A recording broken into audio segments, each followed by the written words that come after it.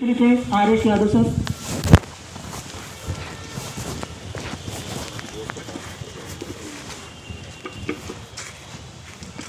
प्रिय छात्रों, good morning. देखिए, हिंदी हमारी मातृभाषा है।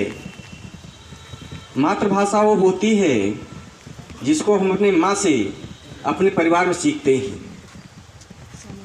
लेकिन देखते हैं कि यहाँ पर आपको समाचार वाचन के लिए बुलाया जाता है या जीके प्रश्न के लिए बुलाया जाता है, तो आप लोग सही पढ़ नहीं पाते हैं।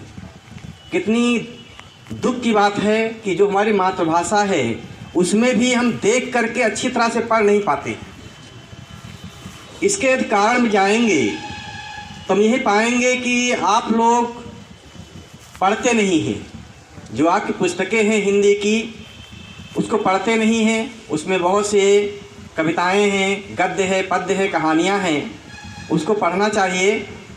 हिंदी को मजबूत करने के लिए एक हमारा धार्मिक ग्रंथ है रामचरितमानस। जानते हो रामचरितमानस? किसने रचना किया इसकी? रामचरितमानस की रचना किसने किया है?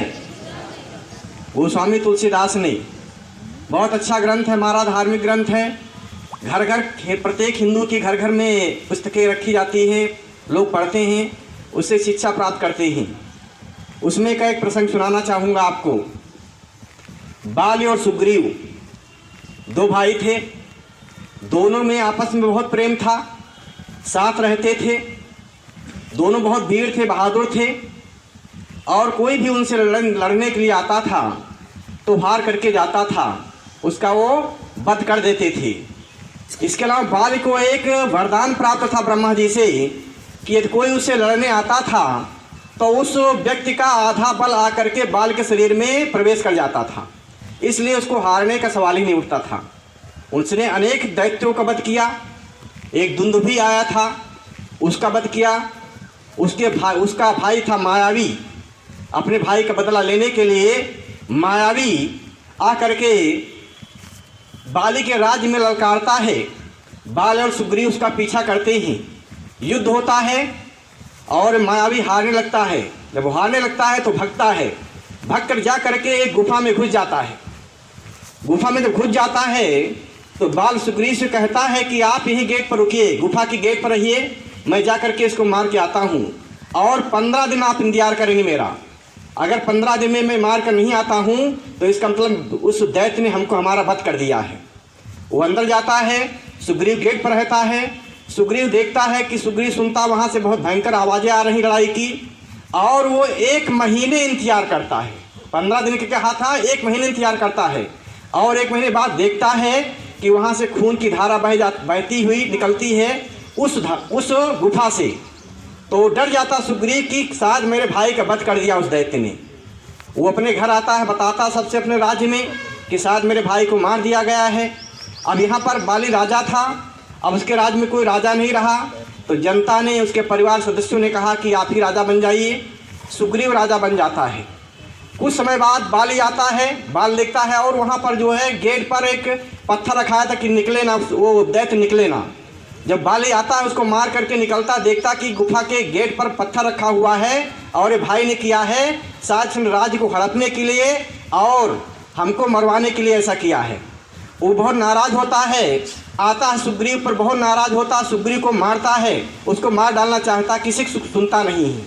सुग्रीव भाग करके अपना जान बचाता है और जा करके किष्किंधा पर्वत पर रहने लगता है।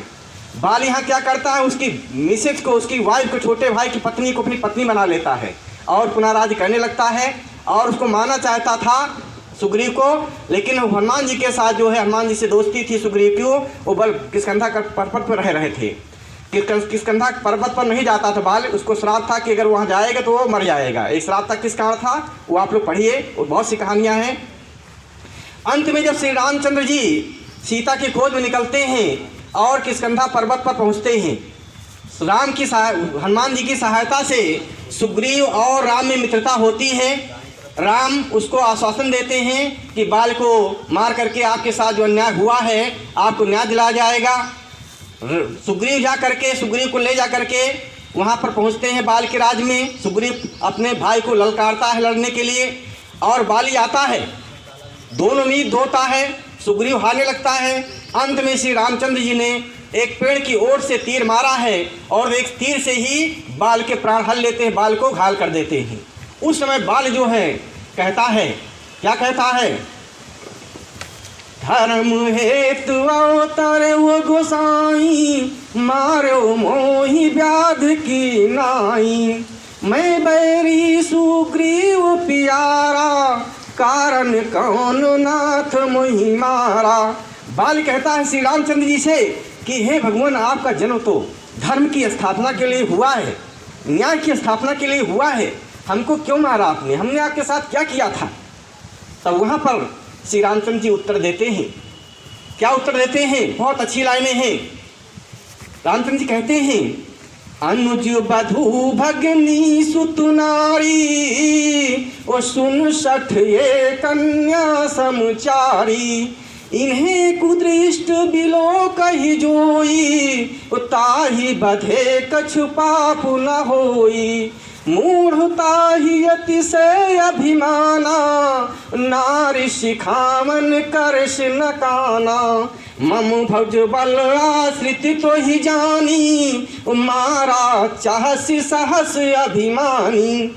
हे मूढ़, हे मूर्ख, अनुज वधू, छोटे भाई की पत्नी, जानते हो ना छोटे भाई पत्नी होती है वधू, अनुज छोटा भाई, वधू पत्नी, भगनी, भगनी माने बहन, अपनी बहन, और सुत नारी, बेटे की पत्नी, छोटे भाई की पत्नी, बेटे की पत्नी, अपनी बहन और कन्या, कन्या मतलब 10-12 साल की लड़की, 10-12 साल की उम्र की लड़की, ये सब 4 प्रकार की कन्याएं होती हैं। इन्हें अपनी पत्नी बनाना नहीं बल्कि कुदृष्टि से देखना, गलत निगाह से देखना ही पाप है, और ऐसा जो करता है उसको मारने से कोई पाप नहीं होता है। तुमने ऐसा ही किया है, छोटे भाई की पत्नी को अपने पत्नी बना दिया है। हमारे देश संस्कार है कि ज्येष्ठ, ये जानते होंगे, छोटे भाई पत्नी जो है बड़े भाई को छू नहीं सकती है, ऐसा होता नहीं होता है। ये सब पवित्रता बनाए रखने के लिए, एक संबंध की पवित्रता बनाने के लिए ऐसे किया गया है। और तुमको अभिमान था अपने घमंड पर, और जब तुम्हारी पत्नी ने समझाया था कि वहाँ मत जाइए, वहाँ श्री रामायण लड़ने के लिए तुमने घमंड में आकर के आपने संघर्ष किया है। इसके अलावा जो है एक दोस्त का दुश्मन में हमारा दुश्मन होता है, दोस्त का दुश्मन अपना दुश्मन होता है। ये सुग्रीव हमारा दोस्त है, आप उसके दुश्मन हैं, तो आप हमारे दुश्मन हुए। इसलिए, और आपको घमंड था अपने बल पर, जो उस वरदान का घमंड था कि कोई आता था तो उसका बल निकल करके आधा आ जाता था, इसलिए तुमको घमंड था, तुमको कोई छीन नहीं सकता है, इसलिए मैंने तुमको मारा है। तो इस प्रकार से बच्चों, हमारे धार्मिक ग्रंथ हैं जो अनेकों कहानियों से भरे हुए हैं, अनेकों आख्यानों से भरे हुए हैं, अनेकों शिक्षाओं से भरे हुए हैं, और हमारे देश की संस्कृति और सभ्यता की शिक्षा देते हैं। उसी के बल पर जो है हमारे देश में अच्छी संस्कृति मानी जाती है, दुनिया की सबसे अच्छी संस्कृति और संस्कार माने जाती हैं। आपको इनको पढ़ना है, इन धार्मिक ग्रंथों को, विशेषकर गर्मी की छुट्टियों में एक बार श्री रामचरितमानस पढ़ डालेंगे आप, उसमें अर्थ सहित मिल जाएगा। पढ़ेंगे तो आपकी हिंदी बहुत मजबूत होगी। जो हिंदी नहीं बोल पाते हो, हिंदी बहुत कमज़ोर है, और इसमें कितने शब्द आए होंगे, 5-4 लाइनें मैंने बोला है, उससे बधे आया है, बिलोक ही जोई, बिलोक माने देखना। अब ऐसे शब्द तुमको हर लाइन में एक नया शब्द मिल जाएगा। आपके पास बहुत अच्छा शब्द भंडार होगा, आपकी हिंदी मजबूत होगी, और प्रत्येक कंपटीशन में हिंदी के प्रश्न पूछे जाते हैं, आपकी हिंदी बहुत अच्छी तैयारी हो जाएगी, आप बोल पाएंगे, अच्छे नंबर पाएंगे।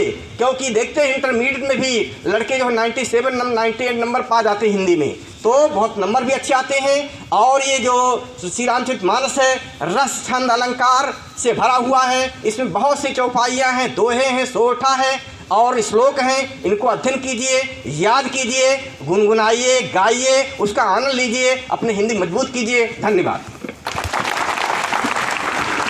आज ही जो उद्बोधन के क्रम में आमंत्रित हैं आदरणीय भारती सर। अभी सर के द्वारा